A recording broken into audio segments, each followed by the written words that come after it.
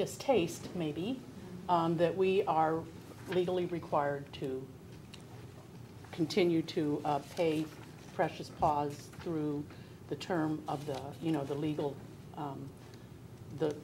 all the legal ramifications and the legal timeline. And how long is that? 18 months. Yes. 50 grand. From When They were originally, October of 2000. And, isn't it October? and to be clear, one of the reasons that it's taking a while for this all to filter out is that the reimbursement process is that she has to spend the money and then submit for a reimbursement. She doesn't have anywhere near the money that it would take to have the whole remodel done and then hang out the contractor for several months until she's reimbursed. So it's being done in little bitty pieces that she can afford and then being reimbursed. Okay. And UFS has been diligent in Yes. ensuring that the projected costs fall within the guidelines of what the legal mandates are. They've Okay. been very good in anticipating that. I saw the editorial comment in here that unfortunately, many of these additional changes can be directly attributed to the delay in 2009 of the project while it was being reevaluated. Personally, I consider that to be the cost of getting it right. It's cost of business. Thank you. Yeah, I would agree with you on that, Dave. One of the things, and I know Trevor had quite a bit of heartache and still does on even bringing this one forward. And my only ask of staff is that they just give you the blunt facts of what causes them. Yeah, we need it straight, so. Yeah. Absolutely. Straight up. Thank you, Trevor. Other questions for Trevor on this one? Again, it exceeds that line item for the design phase, but it's still being rolled into the project. The project is still under budget and won't end up. Just an running over in that editorial one. comment myself. Yes. Trevor does that very well. Sean, is this one that can come back through consent agenda? Certainly, if you all were allowing for that to happen, you bet. I missed the question there, Rod. in Whether regard, to allow this one to come through on consent agenda. Ah, okay. This question is, do you want to talk about it more in open session?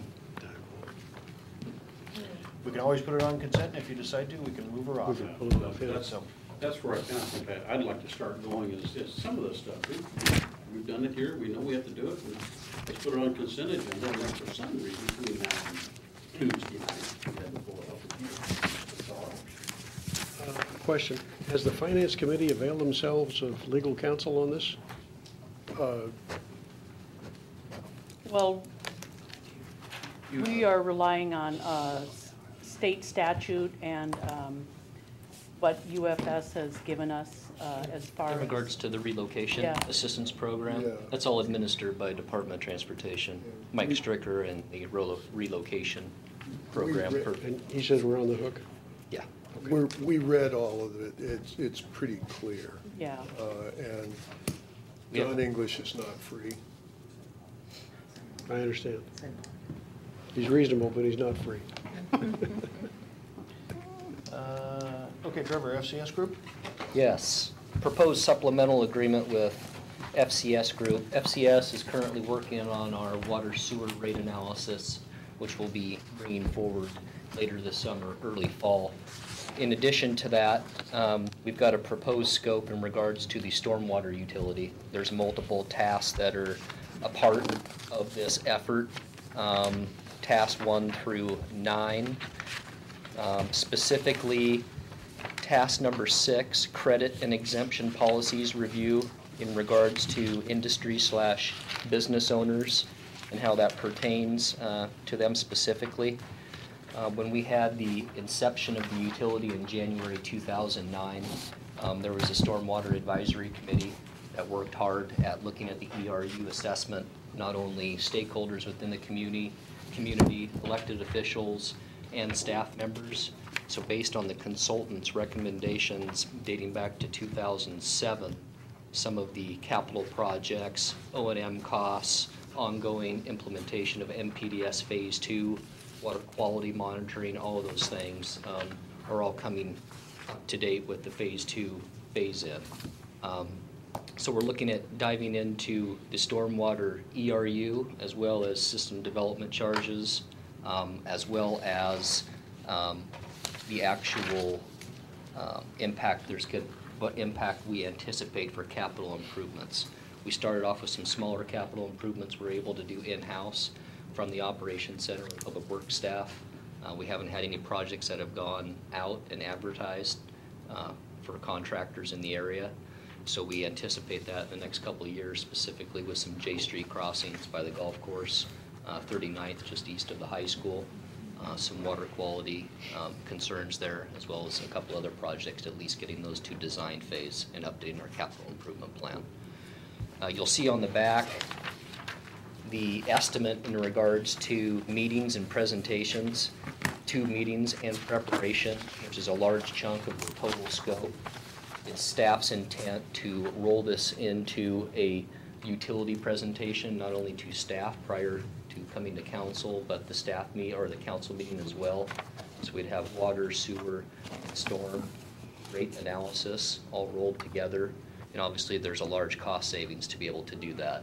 So the supplemental you see before you is a worst case scenario if the water sewer presentation and follow up with staff and council goes prior to stormwater.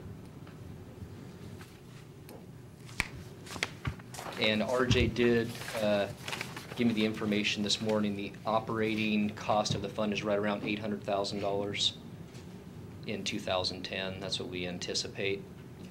So we're right about 2.5% to 3% on operating fund to have a professional service to go through policy, procedure, reserves, what we want to have in place for a utility.